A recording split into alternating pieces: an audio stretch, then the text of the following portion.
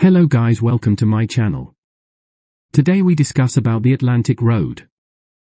The Atlantic Road in Norway is referred to as the most beautiful journey in the world. With its 8 bridges, the road meanders like a sea worm from Karvag on Averia to Vevang at the mainland. Scenic route: the Atlantic Road. There is nothing more powerful than the ocean. And there are few places that bring you closer to the sea than your experience at the Atlantic Road. In this place you become a part of the natural elements. A journey along this Norwegian scenic route is a great visual experience. In this place nature meets architecture and modern engineering, and offers you new memorable moments. The Norwegian scenic routes invite you to experience beautiful and varied drives, and give you unique impressions along Norwegian roads. These road stretches' intentions are not to get you from A to B as fast as possible. The drive between Bud and Kristiansand is a cohesive experience of the coast, culture, and history, breathing between polished islets and island formations, between lush cultural landscapes and heather. The world's most beautiful car journey? The sea has been our most important means of transportation for centuries. It is our source of income and the starting point for endless activities and recreation. Right here in the Atlantic Ocean there was fish and sights of wealth. At the same time, there was a strong need for better communication and infrastructure that could strengthen trade and exports.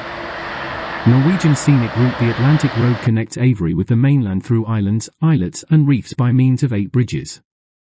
The Atlantic Road stretches over 8,274 meters. The road is described as the world's most beautiful car journey.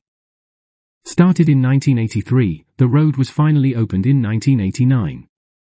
The construction was a major challenge and the workers experienced as many as 12 hurricanes during the building project.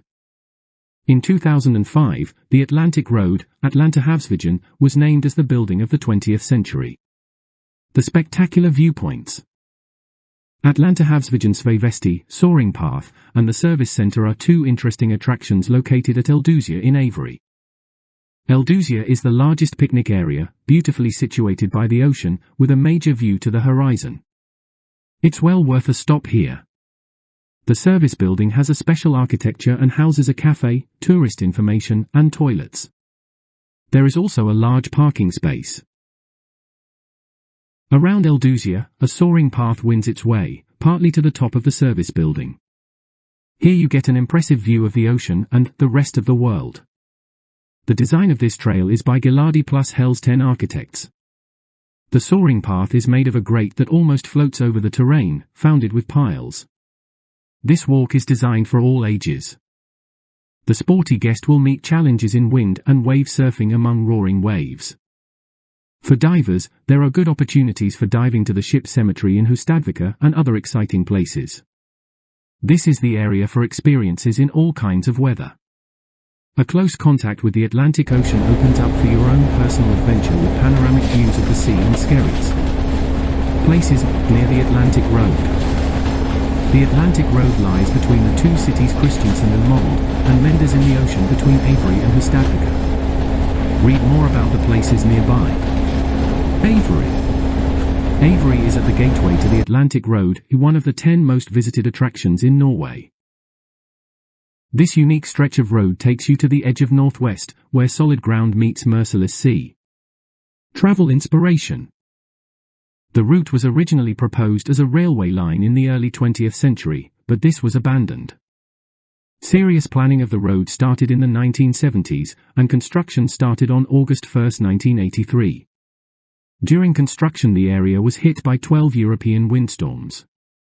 The road was opened on the 7th of July 1989, having cost 122 million Norwegian kroner, NOK, of which 25% was financed with tolls and the rest from public grants.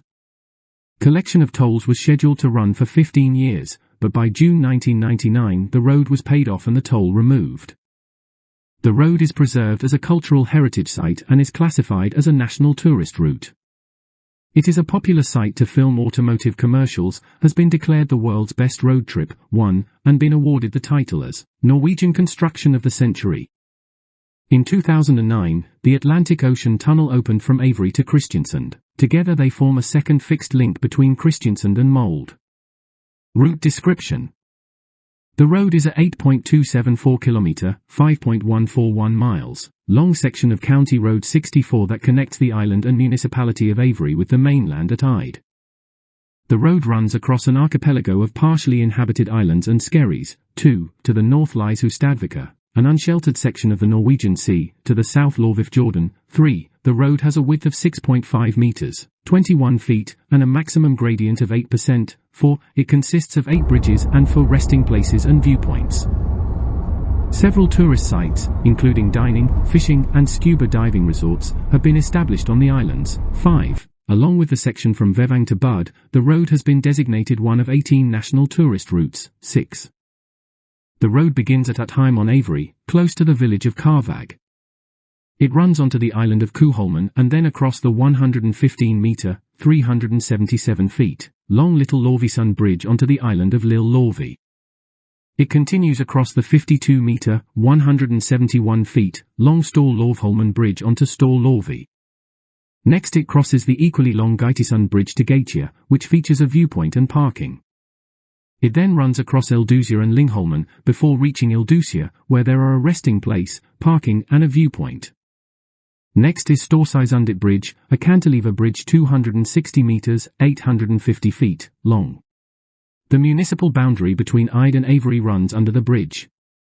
It then runs across Flatskjeret, where there is a viewpoint, before crossing onto Hulvagen via the 3 Hulvagen bridges, which combined are 293 metre, 961 feet, long.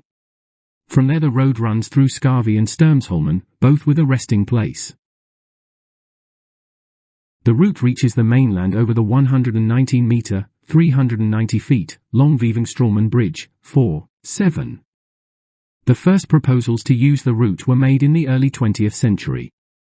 Planning of the Roma line to connect the national railway network to Mre og Romsdal was underway, and several proposals were made to extend it to the coastal towns. In 1921, Mre og Romsdal County Council chose the outer route, which would have followed a path close to that of the road.